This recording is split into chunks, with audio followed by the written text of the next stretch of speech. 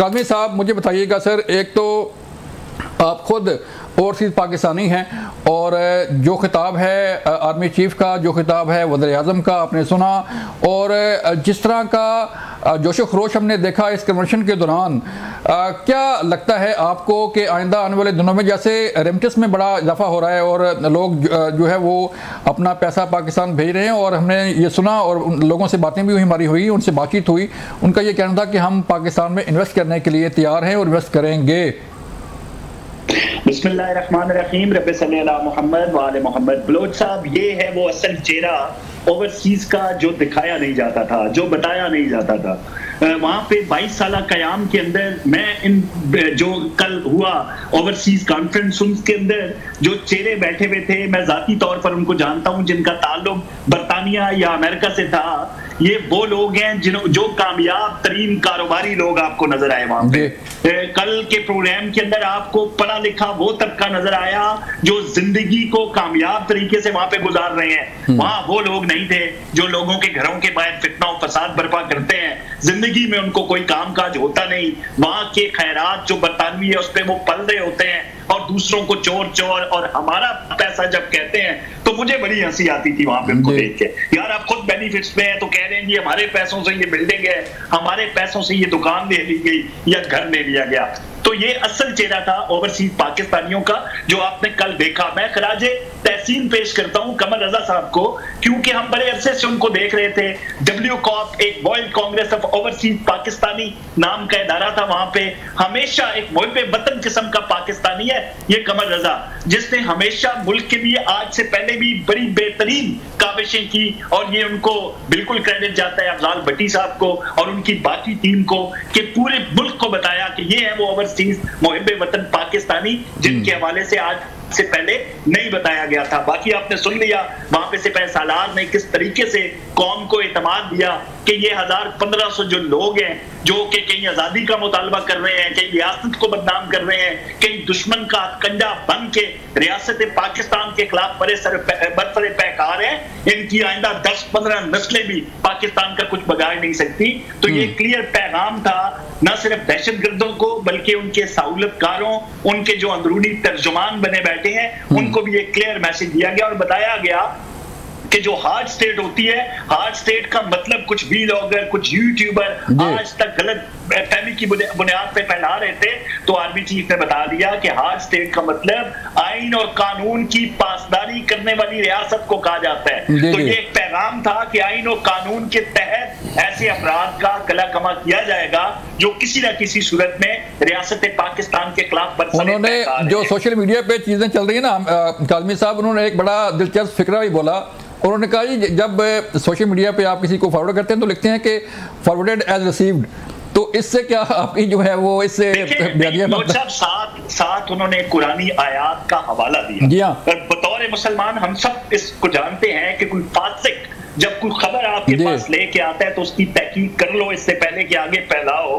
तो उसी पैराए में सिपाही सालार ने ये कहा कि भाई वो जो सोशल मीडिया पे होता है फॉरवर्डेड एज रिसीव्ड वाला मामला जो है वो शरम भी खिलाफ है। कम से कम आप तहकीक कर लें, ये ना हो कि आपको कोई कह दे कि इस्लामाबाद के अंदर सानिया हो गया, वहां पे गोली चल गई, लाशें गिर गई, सिपाही सालार के आप खून में तर हो गए, फलां रियासत जो है वो बुनियादी इंसानी हकूक की खिलाफ वर्जी कर रही है। तो ऐसे मामला के अंदर पहले तहकीक कर लें, वरना फिर अली अमीन गंडापुर जो इसी जमात का एक सीएम है वो कहेगा नहीं भाई गोली तो नहीं चली, अगर सीधी चली होती तो कोई जिंदा ना बचता, गोली तो जनाब वो हवाई थी। तो ये जो डिवाइन इंटरवेंशन है कुदरत की तरफ से रियासत पाकिस्तान के लिए इन झूठों के खिलाफ सबूत के तौर पे चीजें सामने आ रही हैं। तो कल का जो ओवरसीज कन्वेंशन है ना बलोच साहब, ये आप देखेंगे कि कई राहें खुलेंगी, दरीना मुतालबात थे ओवरसीज पाकिस्तानियों के, वो पूरे होंगे, वो पूरे होंगे बिल्कुल दिलाया गया है। खासकर खसूसी अदालतों को लेकर अपने मुकदमात के लिए उनको अपना काम घर बार छोड़ के पाकिस्तान आना पड़ता था, और आपको पता है वो वहीं से होगा, वो वहीं से होगा, सदियां लगती थी। तो बिल्कुल ठीक है। हाँ साहब, मैं आपकी तरफ आता हूँ सर। मुझे बताइएगा कि ओवरसीज पाकिस्तानी कन्वेंशन होता है और इस कन्वेंशन में वज़ीर आज़म ने भी खिताब किया, आर्मी चीफ ने भी खिताब किया और बड़ी खुली बातें की। आज जो आर्मी चीफ का खिताब था उससे बड़ा वाज़े पैगाम जो है, उन्होंने पहले भी ऐसे कई पैगाम दिए हैं, लेकिन इस कन्वेंशन में जो ओवरसीज़ पाकिस्तानी बैठे हुए थे वो हमने देखा कि किस तरह जो है वो उन्होंने खड़े होके आर्मी चीफ की, पाक फ़ौज की जो हिमायत है उसका भी ऐलान किया, अदा भी किया। तो सोशल मीडिया पे सर आइएगा कि सोशल मीडिया को किस तरह जो है उसको कंट्रोल किया जा सकता है कि जो फेक प्रोपेगेंडा होता है, फेक वीडियोस जो है वो अपलोड होती हैं और जस्ट फॉरवर्डेड एज रिसीव करके अपनी जान छुड़ा ली जाती है। देखिए जावेद साहब, मैं सहाफ़ी की हैसियत से बात करूँगा। इस मुल्क की आबादी तकरीबन 24-25 करोड़ है। वहाँ पर जो लोग बैठे हुए थे वो मुख्तलिफ कम्युनिटीज़ के नुमाइंदे थे और ज़ाहिर उनका एक रिस्पेक्ट है, उनका एक मकाम है। उन लोगों की तादाद 100 है, 200 है, 500 है, 1000 है और उन्होंने उसको बड़ा अप्रिशिएट किया इन इक़दामात को।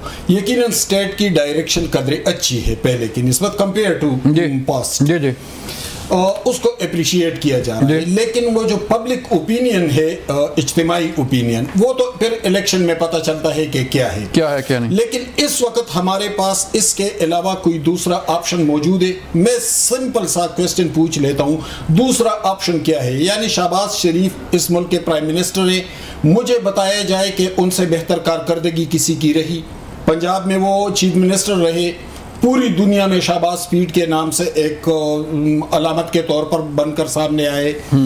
प्राइम मिनिस्टर की हैसियत से उस मईशत को जो धड़ाम से गिरी हुई थी, जो गर्क हो रही थी, उस मईशत को कम अज कम किनारे पर लेकर आया है। गो के आइडियल सूरत हाल नहीं है, लेकिन कम अज कम बेहतरी के इम्कानात बहुत सारे बढ़ गए हैं।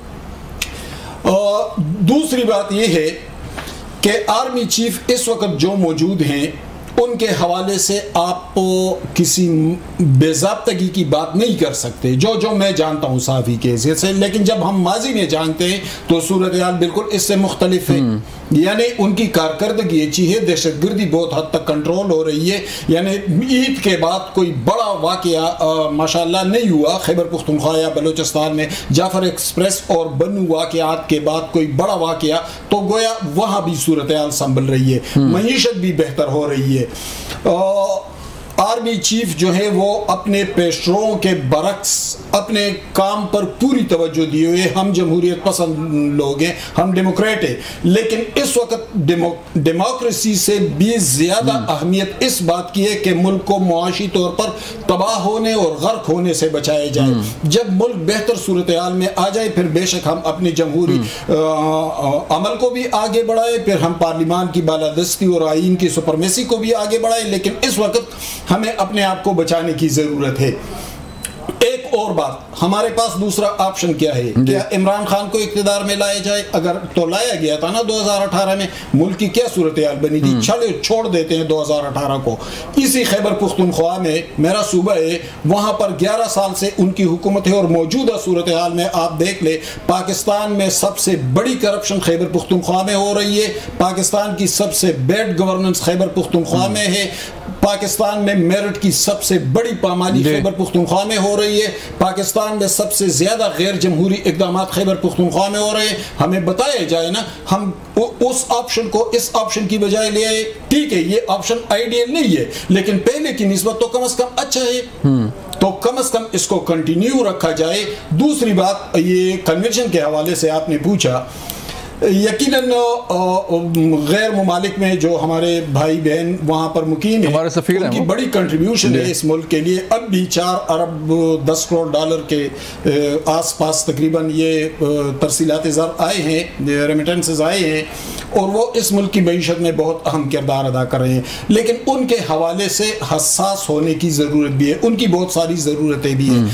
अब इसको तमाम इंफॉर्मेशन लिए जाए, कैटेगराइज किया जाए कि वहाँ पर सिटीजन्स कितने हैं, वहाँ पर वर्क परमिट पर कितने हैं, वहाँ स्टूडेंट वीज़े के कितने हैं, उन लोगों की यहाँ पर ज़रूरियात क्या है। वो लोग जब बाहर जाते हैं तो हमारे मुआशरे के साख्त के मुताबिक उनकी बहुत सारी जायदाद जिम्मेदारी भी है और जायदाद भी है, बिल्कुल, इसलिए